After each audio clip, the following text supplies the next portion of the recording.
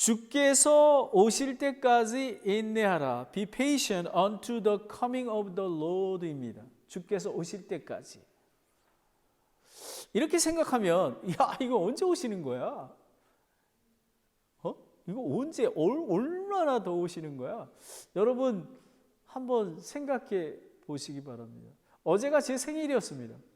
근데 저는 I can't believe my age. 나는 제 나이가 이렇게 됐다는 게 생각 안 난답니다. 제가 어렸을 때 초등학교 때 축구 선수였을 때 운동장에서 축구 차고, 그리고 중학교 때 그 보이스카웃에서 놀고, 그리고 고등학교 때 미술학원 다니고, 대학교 때 미술대학에서 정말 그때는 예수님 몰라 술 먹고 막 놀고 막 했던 거, 그리고 제가 미국에 30살에 와서 미국에서 유학했을 때, 그리고 한국에 가서 교수했을 때, 그리고 미국에 와서 선교지에 있을 때, 또 그리고 몇 년 전에 여기 개척했을 때, 어저께 같은데 시간이 이렇게 빠릅니다. 상상할 수가 없습니다. 여러분의 시간과 하나님의 시간은 다릅니다. 이걸 여러분이 기억하셔야 합니다. 하나님의 시간은 1000년이 하루가 같을 수가 있습니다. 근데 우리는 때로는 하루가 1000년 같을 수가 있습니다. 많은 사람들이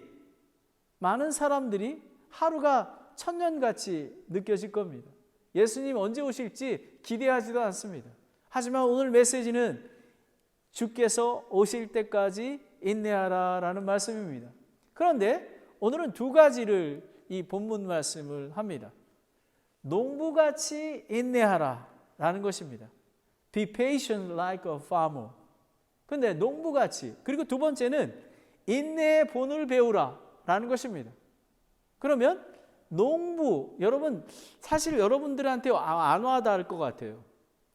왜냐하면 농사 경험이 없기 때문에 그렇습니다. 하지만 농부는 정말 밭을 갈고, 그리고 씨를 뿌리고, 그리고 그런 잘못된 것들 빼내고, 또 비가 올까, 또 날씨가 굳을까, 그리고 또 언제 들짐승이 와서 먹을까, 이런 것들을 다 걱정하면서 인내하며 추수 때를 기다리는 것입니다. 그런데 너무 조급하지 않습니다. 너희의 마음을 굳건히 하라. 그리고 날씨가 나빠지고, 어떤 때 여러분 뉴스를 보면 갑자기 토네이도가 와가지고 추수 때에 모든 과실들이 다 땅에 떨어져 버립니다. 그리고 때로는 추수 때가 돼서 비가 오지 말아야 하는데 비가 잔뜩 옵니다. 그래서 그 과일들이 그 물을 먹습니다. 그래서 상품성이 떨어집니다. 이럴 때 농부들은 불평하지 말라고 합니다. 왜냐하면 농부들은 이렇습니다. 다 하늘에서 내려주셔야 되는 거야.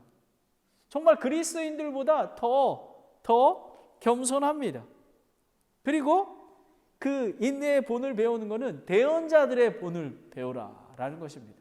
여기서 오늘은 예레미야와 다니엘이 어떻게 했는지, 정말 죽음이 앞에 왔어도 두려워하지 않고 나아갔던 것, 그리고 욥, 여러분 정말 인내하면은, 정말 고난하면 욥 아닙니까? 욥이 어떻게 그 고난과 시험을 견뎌내서 하나님께서 더블 포션, 하나님께서 2배로 축복을 받았는지에 대해서 보게 되는 것입니다.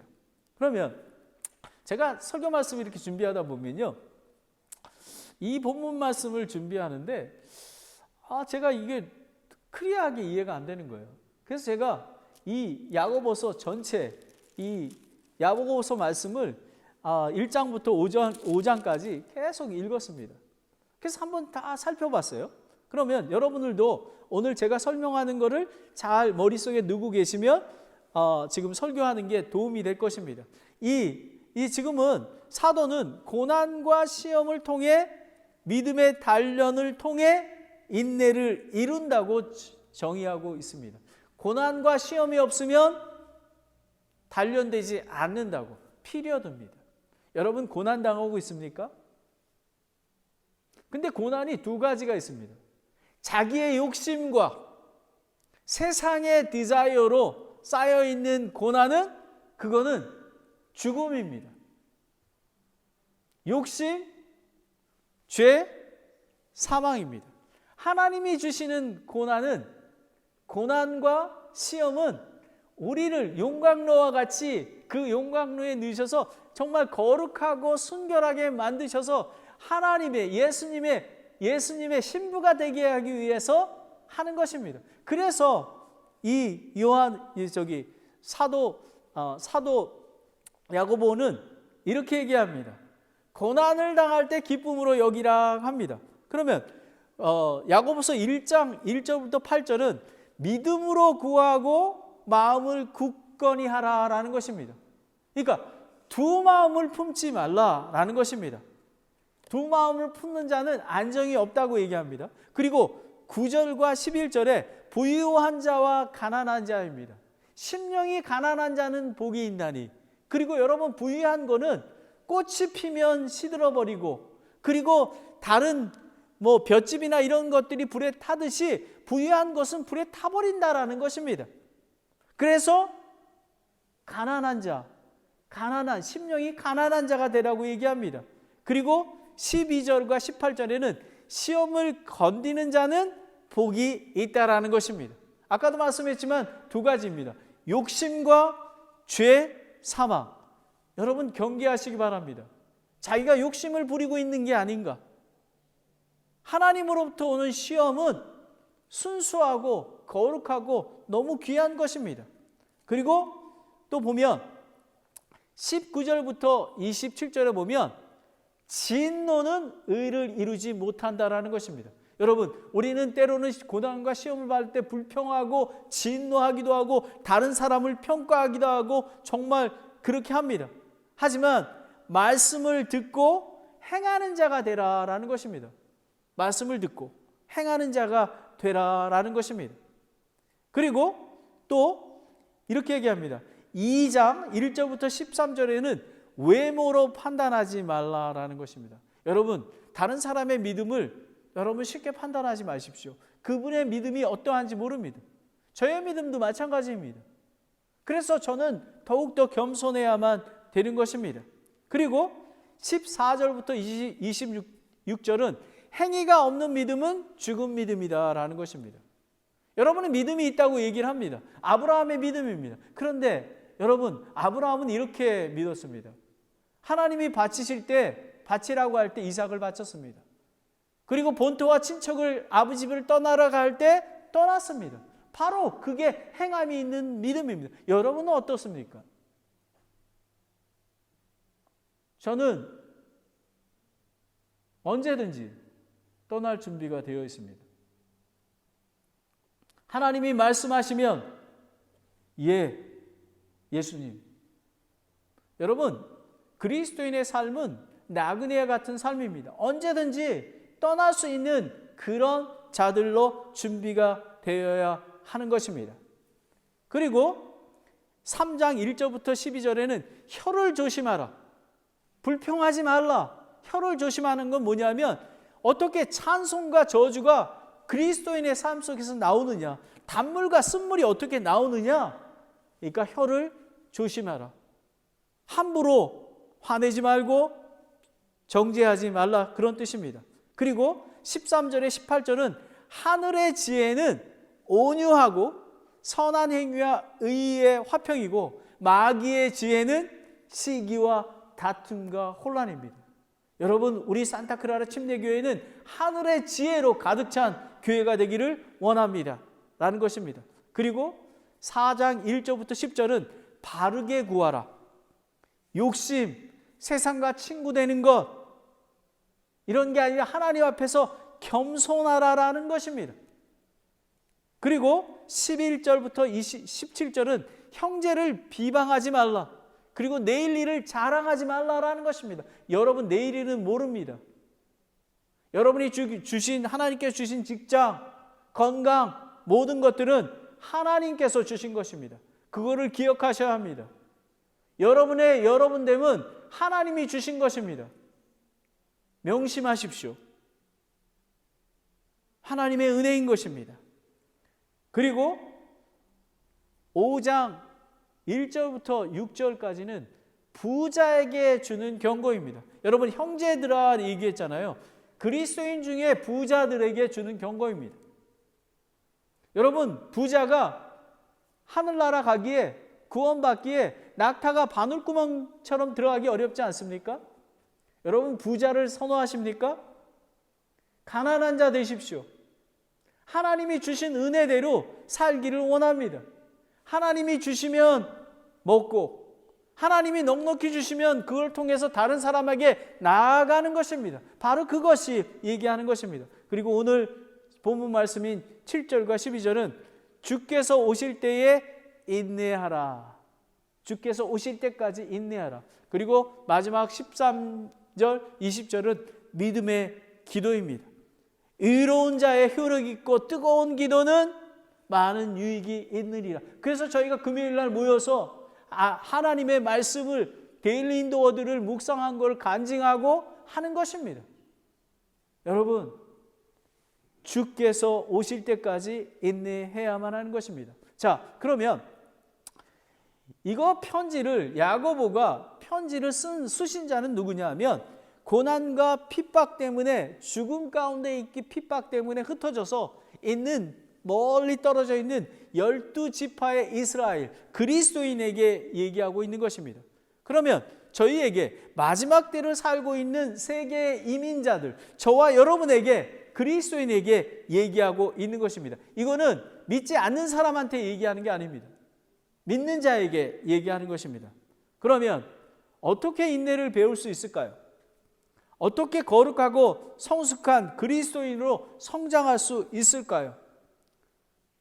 야고보는 고난과 시험에 빠질 때 기쁨으로 여기라고 합니다. 그 이유는 믿음의 단련이 인내를 이루어 열매를 맺을 수 있는 것입니다. 여러분이 그리스도인의 삶이 된 것은 여러분이 정말 인내를 온전히 이루어서 거룩한 예수님의 신부가 되어서 예수님 앞에 섰을 때 부끄러움이 없는 사람이 되기 위한 거가 여러분의 부르심의 목적이 되는 것입니다. 세상에서 잘 살고 잘 먹고 그게 아닙니다. 저는 하나님께서 이 미국에 2005년에 보내주셔서 하나님께서 정말 고난과 시험을 통해 용광로 속에서 단련하시고 지금도 단련하고 계십니다. 그러니 기뻐하는 것입니다. 가진 것 없고 아무것도 없지만 기뻐할 수밖에 없습니다. 왜냐하면 하늘을 소망을 두고 있기 때문에 있습니다. 그럼 언제까지 인내해야 하나요? 언제까지? 예수님 오실 때까지. 여러분이 매일의 삶에서 예수님을 소망하지 않으면 살아갈 수가 없습니다. 예수님 오실 때까지 두렵고 떨리는 마음으로 우리는 경계하며 나아가야 되는 것입니다. 왜냐하면 사탄 나귀가 우는 사자와 같이 덤벼들기 때문에 그렇습니다. 그러면 첫 번째, 농부같이 인내하라. Be patient like a farmer입니다. 7절을 보겠습니다. 7절을 보겠습니다. 7절에 그러므로 형제들아 주께서 오실 때까지 인내하라. 보라 농부가 땅에서 나는 귀한 열매를 바라고 또 이른 비와 늦은 비를 받을 때까지 오랫동안 그것을 위해 인내하느니라 라는 것입니다. 세상의 농부도 오랜 기간 동안 인내합니다. 추수할 때 열매를 위해서. 그러면 영적인 여러분은 농부입니다. 그렇죠? 여러분 농부는 그리스도인은 자신의 삶과 형제들의 삶 속에서 건강한 열매를 맺기 위해서 매일 굳건하게 서야 하는 것입니다. 여러분 농부는 정말 이스라엘은 두 이모작을 합니다. 밭을 갈고 씨를 뿌리는데 이른 비는 10월 말부터 11월 달에 있고요. 늦은 비는 3월 달, 4월 달에 있습니다. 그래서 기다립니다. 여러분 상상해 보십시오. 비가 오지 아니하면 열매가 있지 않습니다. 날씨가 좋아야 합니다. 그런데 여러분 기억하시기 바랍니다. 비를 주시는 분은 누구시죠? 하나님이십니다. 하나님이 비를 주실 때까지 기다리고 있어야 하는 것입니다. 농부는 열매를 맺기 위해 많은 고난과 시험을 통해서 수확을 하게 됩니다. 가뭄이 듭니다. 폭풍이 듭니다. 병충해가 생깁니다. 날씨가 나쁩니다. 그리고 가격이 많이 떨어집니다. 하지만 농부는 인내합니다. 매튜 헨리는 이렇게 얘기합니다. 그리스도인의 인내는 일부 철학자들이 가르친 도덕적 인내와 같이 단순히 필요성에 굴복하는 게 아니라 하나님의 지혜와 뜻을 겸손히 인정하며 미래의 영광스러운 보상을 기다리는 것입니다. 농부가 열매, 추수를 기다리듯이 우리도 하나님 때의 열매를 기다리는 것입니다. 그런데 저와 여러분은 그렇지 않지 않습니까? 여러분, 미국에서의 이 개척교회는 많이 힘듭니다. 우리는 우리 때에 비를 내려주기를 원합니다. 우리 때에 열매 맺기를 원합니다. 하지만 그때는 잘못된 때입니다. 하나님 때에 비를 내려주셔야 되고 하나님께서 열매를 주셔야만 되는 것입니다. 농부에 인내하려면 마음을 굳건히 해야만 합니다. 8절을 보겠습니다. 너희도 인내하고 너희의 마음을 굳건히 하라. 주께서 오심이 가까이 다하고 있느니라 라는 것입니다. 마음을 굳건히 하고, 여러분, 농부는 오랜 기간 동안 인내를 통해 추수 때 열매를 수확하듯이 우리도 그 때를 기다리는 것입니다. 인내는 필수적인 것입니다. 인내하고 마음을 굳건히 할 수 있는 것은 예수 그리스도의 재림을 가까이 오고 있기 때문에, 소망하고 있기 때문에 그렇습니다. 여러분은 주의 날을 기억하라, 그리고 주의 날을 예비하라, 그 설교 말씀을 흥미롭습니까? 아마 별로 관심이 없었을 것입니다. 여러분, 그 설교는 매우 중요한 설교입니다. 주의 날을 기억하고 심판 때를 기억하고 예수님이 다시 오실 예수님을 기억하고 예비해야 되는 거가 얼마나 중요한지 모릅니다. 예수님은 곧 오실 것입니다. 외롭고 죽을 것과 같은 고난과 시험에서 견딜 수 있는 것은 하나님의 의의 심판, 상급이 기다리고 있기 때문에 그렇습니다. 그러면 여기서 질문이 있습니다.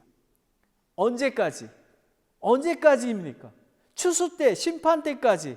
여기에 보면 현재 시제이고, 이거는 뭐냐면 직설법 현재 시제인데, 마지막 심판 때까지 기다리고 인내해야 된다는 것입니다. 마치 어둠의 긴 터널을 지나고 있는 것처럼, 여러분, 제가 있을 때 뉴저지를 넘어가는 링컨 터널이 있지 않습니까? 한참 가야지 그 빛이 나오기 시작합니다. 그렇듯이 언제 빛이 들어올지 모르지만 그 터널을 지나고 나면 빛이 들어온다라는 것을 여러분은 기억하기 원합니다. 초대교회 성도들은 예수님이 곧 오실 거라고 생각을 했습니다. 하나님의 시간을 우리는 이해할 수 없기에 인내하고 마음을 굳건히 해야만 합니다. 여러분, 혹시 내일 예수님이 오시면 어떡합니까? 그런 마음으로 살아야 하는 것입니다. 예수님이 내일 오실지 모르기 때문에, 그래서 예수님을 더 사랑하고, 그래서 지역교회가 필요한 것입니다. 많은 사람은 교회를 잘 모릅니다. 주일교회, 지역교회가 주일날 한번 와서 예배 드리는 걸로 생각합니다. 그게 아닙니다. 예수님 오실 날을 기다리면서 같이 함께 코인의 사랑의 관계를 나누고 기도하며 하는 공동체가 되어야 하는 것입니다.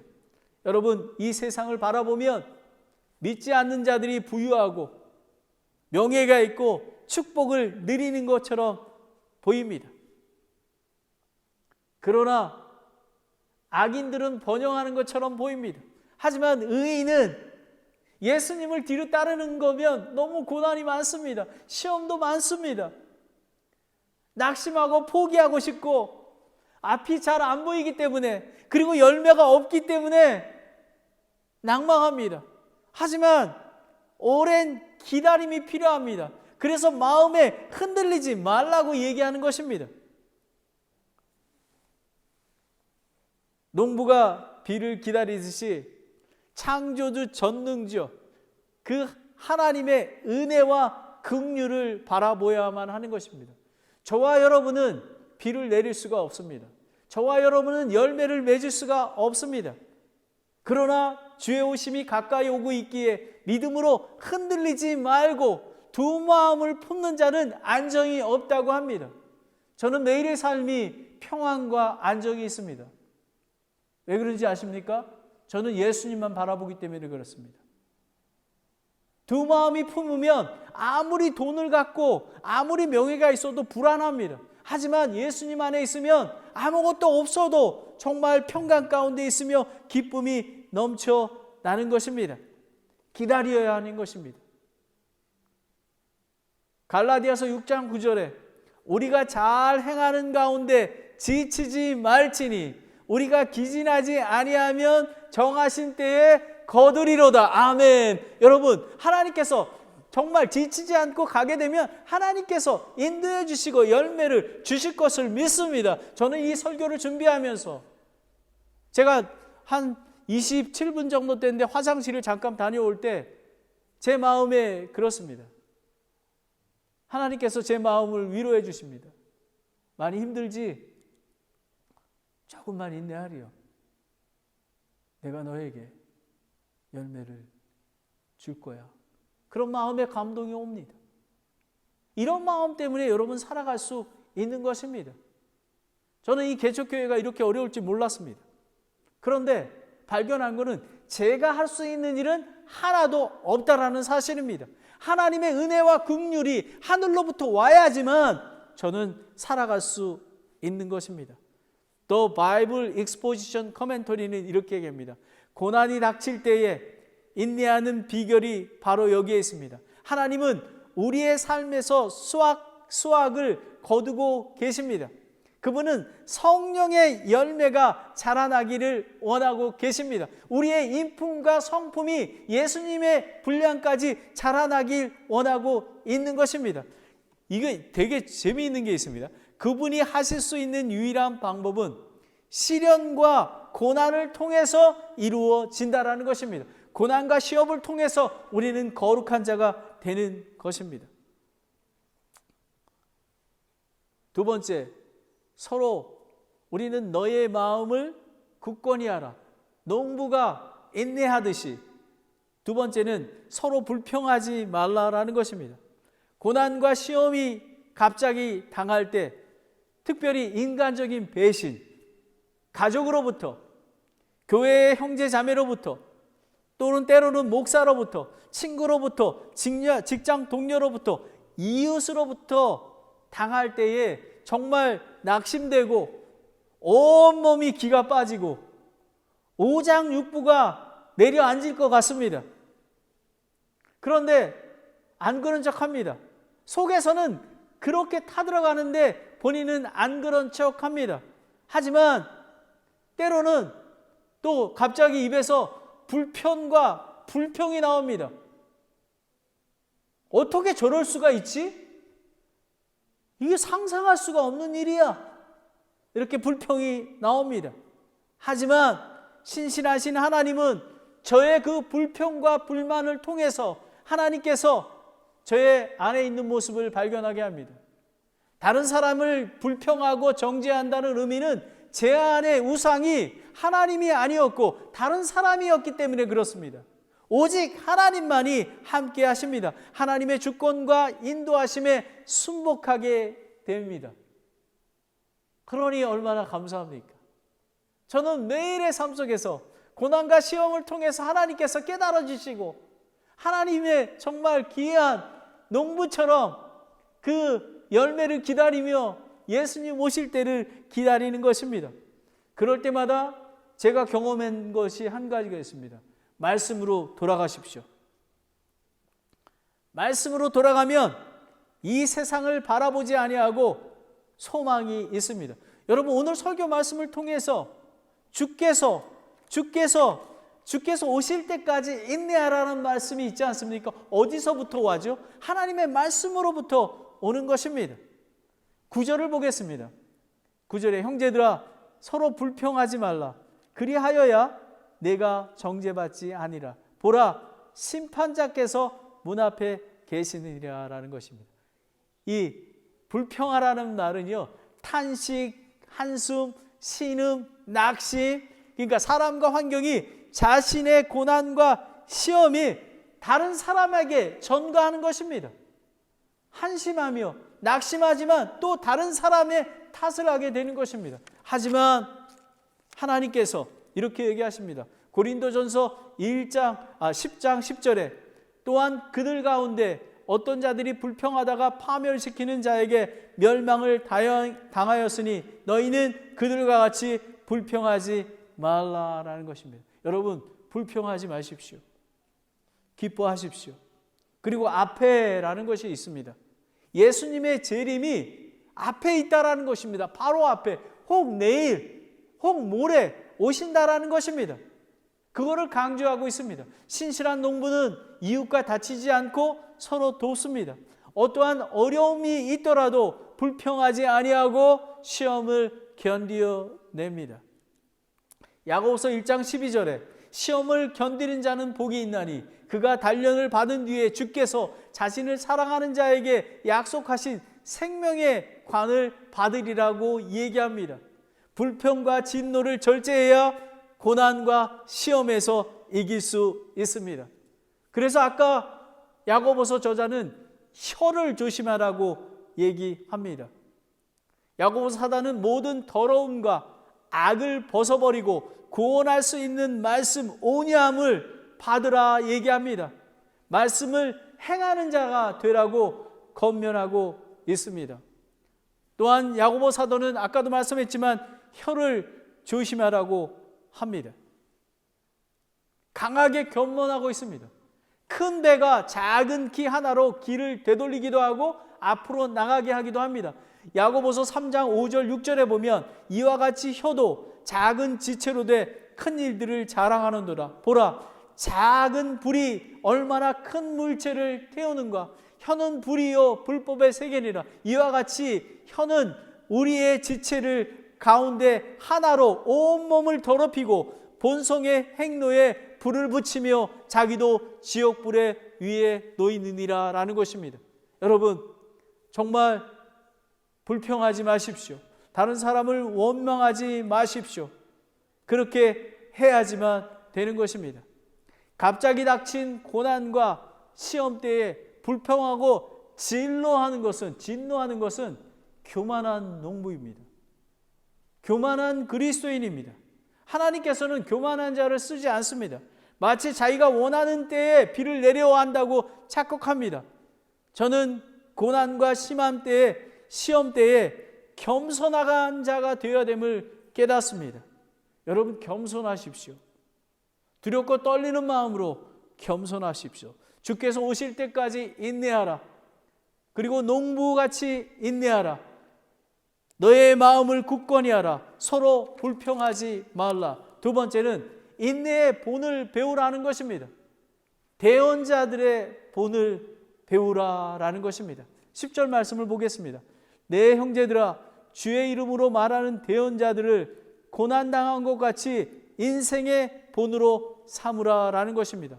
대언자들은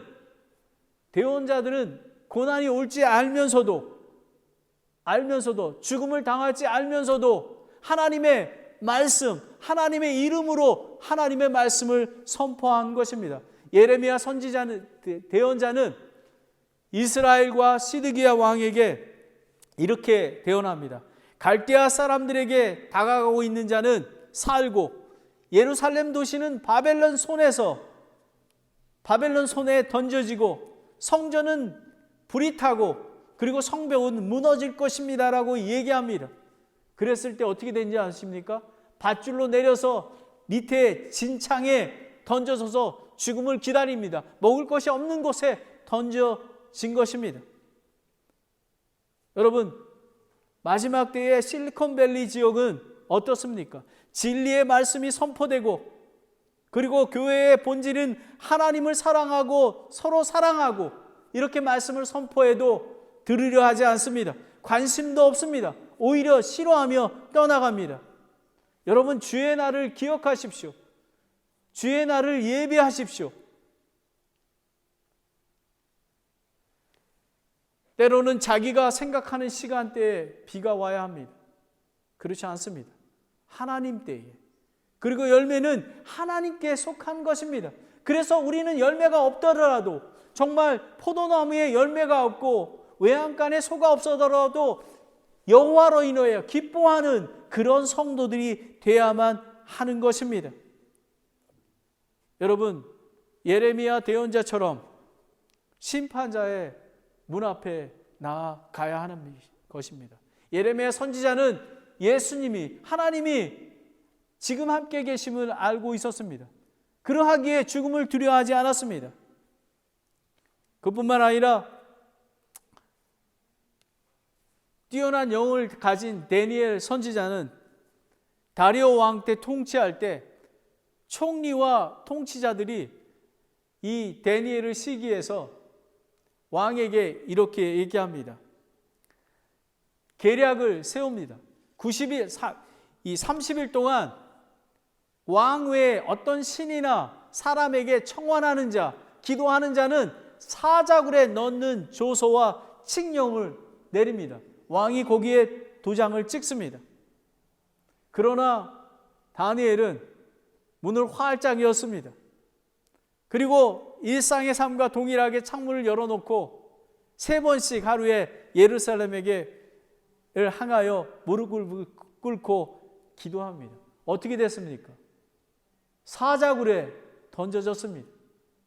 글쎄 다리오 왕이 나가서 그 다니엘을 불렀습니다. 그랬을 때 다니엘이 이렇게 얘기합니다. 다니엘서 6장 22절 23절에 내 하나님께서 자신의 천사를 보내사 사자들의 입에서 막으셨으므로 사자들이 나를 해치지 못하여 싸우니 이는 내 무죄가 그분 앞에서 드러났기 때문입니다. 오 왕이여, 왕 앞에서도 내가 아무 해를 끼치지 아니하였나이다 하니라. 이에 왕이 그로 인해 심히 즐거워하며 명령하여 그들이 다니엘 굴에서 끌어올리게 하며, 이에 그들이 다니엘을 굴에서 끌어올린즉 그에게 아무 상처도 보이지 아니하였으니, 이 말이 제일 중요합니다. 이는 그가 자신의 하나님을 믿었기 때문이라 라는 것입니다. 그뿐만 아니라 다니엘의 세 친구 사드락과 메삭과 아벳노가가 있지 않습니까? 그들도 마찬가지입니다. 느부갓네살과 금신상에 절하지 않았기 때문에 이들은 용광로에 7배 불타는 거기에 집어넣게 됩니다.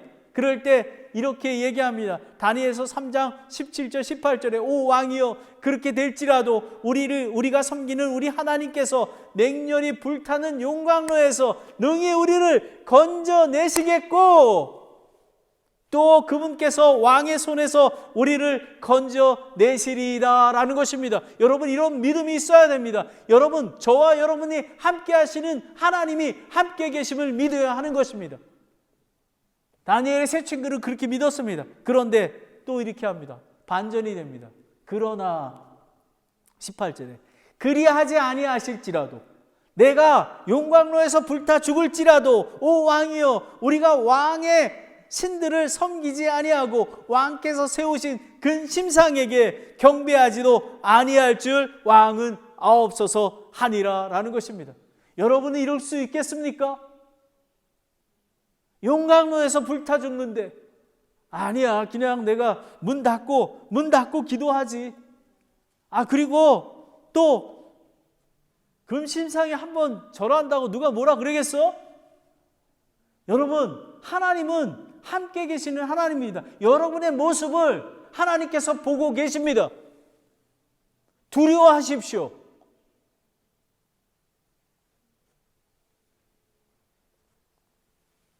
대언자들의 그들은 하나님께서 지켜주시고 함께하는 것을 믿었습니다. 그리고 그리하지 아니하실지라도 금신상에 절할 수 없다라는 것입니다. 왜인지 아십니까? 예수님이 곧 오시기 때문에 그렇습니다. 새 하늘과 새 땅, 새 예루살렘이 있기 때문에 그렇습니다. 마지막으로 욥의 본입니다. 또 바이블 익스포지션 커멘터리에서 이렇게 얘기합니다. 인생의 시련이 있지 않는 한 인내할 수 없습니다. 전투 없이는 승리가 있을 수 없습니다. 계곡이 없으면 봉우리가 있을 수 없습니다. 축복받고자 한다면 그 짐을 지고 싸울 준비가 되어야 하는 것입니다. 그리스도인의 삶은 적그리스도와 싸움입니다. 전쟁터입니다. 바로 이런 것입니다. 여러분, 고난과 시험을 기뻐해야 하는 것입니다. 그리고 준비해야 되는 것입니다. 11절을 보겠습니다.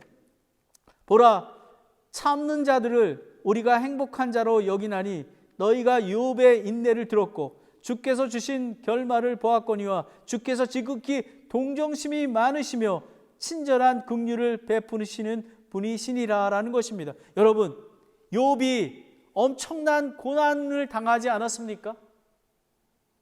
정말 그뿐만 아니라 예수님은 욥이 고난을 당했지만 예수님처럼 피 흘리기까지 고난을 당하지 않았습니다. 저와 여러분도 마찬가지입니다. 야고보 사도는 인내 후에 참는 자는 행복할 것이라고 단언합니다. 욥을 통해서 과정을 들었고 결말을 보았다고 얘기합니다. 여러분, 욥기 1장부터 3절까지는요 재산과 가족을 다 잃습니다. 그리고 건강까지 있습니다. 그리고 아내는 이렇게 합니다. 하나님을 욕하고 죽어라 라고 얘기합니다. 그리고 4장부터 31절까지는 세 친구가 거짓 비난 속에 있는 것을 번어하며 때로는 하나님을 원망합니다. 그런데 38절에 38장 42장에 욥을 구원하시는 하나님을 만나게 되는 것입니다. 욥은 하나님을 믿는 믿음을 버리지 않았습니다. 확신이 있었습니다. 욥은 완전하신 하나님을 이해할 수 없지만 그분을 믿고 확신하였기에 하나님을 논쟁 중에도 인내하며 기다렸습니다. 욥기 23장 8절부터 10절까지를 보겠습니다.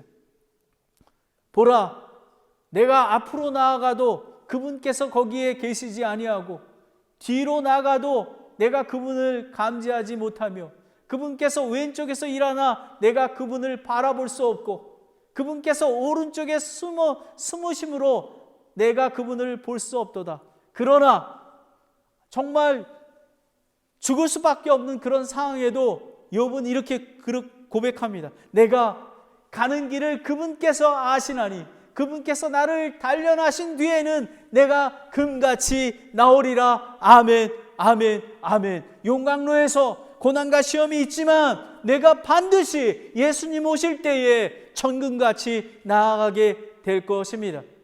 세상의 행복과 성공은 하나님과 하나님의 열매와 축복의 정반대입니다. 세상 사람의 기준은 부자 되는 것, 명예, 좋은 환경입니다. 미리 예배합니다. 그리고 성공적인 목회는 크고 멋있는 예배당, 많은 군중들, 종교인들이 있는 것을 이야기합니다. 그러나 욥을 통해서 배울 수 있는 것은 욥은 의로운 사람이지만 고난을 겪는 것입니다. 여러분, 그의 고난과 시험은 하나님을 더욱 알아가고 그분의 선하심과 긍휼이 영원하심을 체험할 수 있었던 것입니다. 욥의 고난과 시험을 통해 마음을 굳건히 하고 불평과 낙심하진 인내를 배우게 하는 것입니다. 고난과 시험을 통해 더욱더 정결하고 거룩한 자가 되는 것입니다. 욥기가 이렇게 고백을 합니다. 욥기 42장 1절 6절입니다. 그때 욥이 주께 응답하여 이르되 주께서는 모든 것을 하실 수 있사오며 어떤 생각도 주께 숨길 수가 없음을 내가 아노니 지식도 없이 이치를 가리는 자가 누구입니까? 납니다. 그런즉 내가 깨닫지 못한 것을 말하며 내게는 너무 놀라운 일들 곧 내가 알지 못한 일들을 말하였나이다.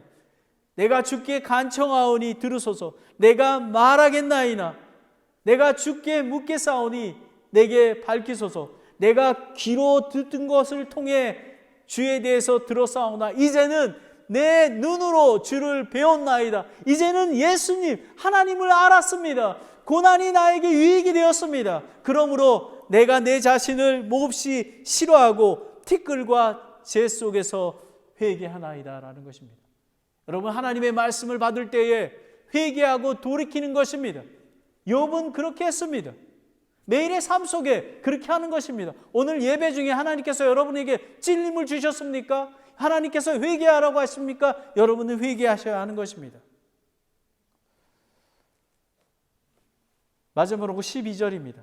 그러나 내 형제들아 무엇보다도 먼저 맹세하지 말지니 하늘로나 땅으로나 다른 어떤 맹세로 맹세하지 말고.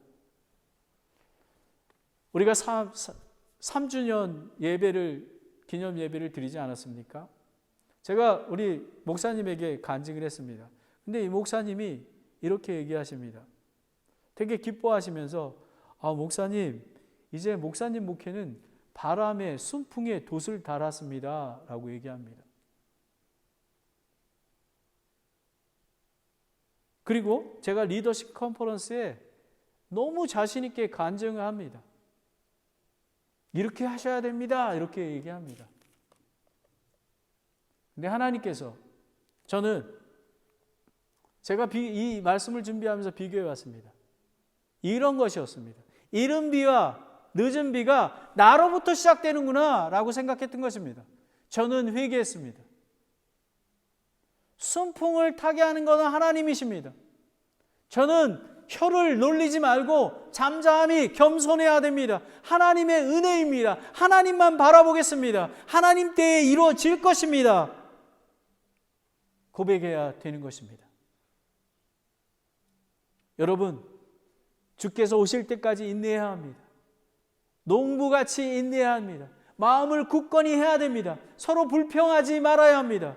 그리고 인내의 본을 배우십시오. 예레미야야 다니엘 대언자는 하나님이 함께하고 계시고, 그리고 그리하지 아니하실지라도 내가 목숨을 잃을지라도 하나님을 섬기겠습니다 했습니다. 그리고 욥은 어려운 환난 가운데도 인내하며 하나님 앞에 회개하고 2배의 복을 얻었습니다. 히브리서 12장 1절부터 2절 말씀을 다 같이 보고 마치도록 하겠습니다. 여러분, 우리는 예수님이 곧 오실 것입니다. 예수님을 바라보아야 하는 것입니다. 그러므로 이렇게 구름과 같은 증인들이 우리를 둘러싸고 있으니 아브라함, 에녹, 대언자들, 욥, 모든 사람이 둘러싸고 있으니 모든 무거운 것과 너무 쉽게 우리를 얽매이는 죄를 우리는 떨쳐버리고 인내로 우리 앞에 놓인 경주를 달리며 우리의 믿음의 창시자이요 우리의 완성자이신 예수님을 바라보자. 그분께서 자기 앞에 놓인 기쁨으로 인한 십자가를 견디사 그 수치를 멸하셨더니 이제 하나님의 왕자 오른편에 앉아 있느니라 라는 것입니다. 여러분, 우리는 고난과 시험을 당하지만 예수님이 인내하시고 십자가에 견디신 것처럼 우리는 견뎌내고 인내할 때 하나님께서, 예수님께서 오실 때에 승리를 주시는 것입니다. 바로 이것입니다. 얼마나 귀한 메시지인지 모릅니다. 주께서 오실 때까지 인내하라. 여러분, 산타크라라 침례교회가 작은 수가 모여있지만 하나님께서 알곡과 같은 건강한 열매를 맺기 위해서 하나님께서 주신 귀한 교회임을 아셔야만 합니다. 그래서 함께 기도하고 함께 고난과 시험을 당하더라도 인내하며 나아가야 하는 것입니다. 기도하겠습니다. 하나님 아버지, 이렇게 귀한 말씀을 주신 것 감사드립니다. 아버지, 농부가 인내한 것처럼 인내하게 되기를 원합니다. 아버지 하나님, 저희는 믿음에 굳건히 설 수 있도록 인도해 주시기 원합니다. 아버지 하나님, 불평하지 아니하고 자랑하지 아니하고 세상을 사랑하지 아니하고 오직 예수 그리스도로 말미암아 만족하는 삶을 살아가기를 원합니다. 아버지 하나님, 우리는 믿음의 본을 배워야 했습니다. 예레미야 그리고 다니엘을 통해서 아버지 하나님께서 날마다 우리와 함께 계시고 그리고 날마다 우리에게 승리를 주시는 분임을 믿어야 하는 것입니다. 하지만 그리하지 아니하실지라도 세상의 우상을 섬기지 아니하고 오직 예수님만 바라보겠습니다. 아버지 하나님, 욥은 정말 하나님을 잘 알지 못했지만 인내하였습니다. 그래서 하나님 앞에 나아가 회개하며 주 오실 때까지 인내하겠다고 고백을 합니다. 그랬을 때 하나님께서 축복하여 주셨습니다. 하나님 아버지, 우리 성도님들, 아버지 하나님, 이 주 오실 때까지 인내하는 자 되게 도와주시고 하나님께서 욥처럼 인내할 때에 2배로 축복해 주시기를 원합니다. 예수님의 이름으로 기도드렸습니다. 아멘. 찬송가 다 같이 일어나셔서 364장입니다. 기도하는 마음으로 부르십니다.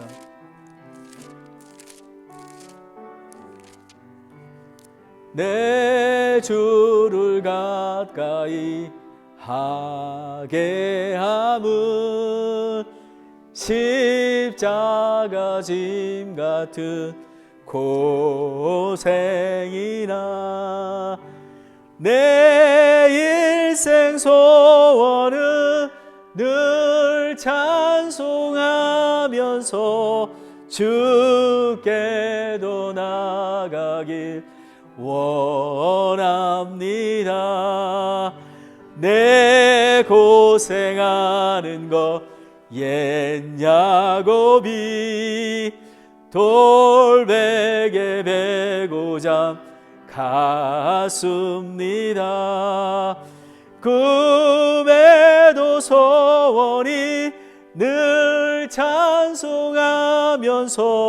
주께도 나가길 원합니다. 천성에 가는 길 험하여도 생명길 대라니 은혜로다. 천사 날 부르니 늘 찬송하면서 주께도 나가길 원합니다. 야곱이 잠 깨어 일어난 후 돌단을 쌓은 것 본받아서 숨질 때 되도록 늘 찬송하면서 주께도 나가길 원합니다.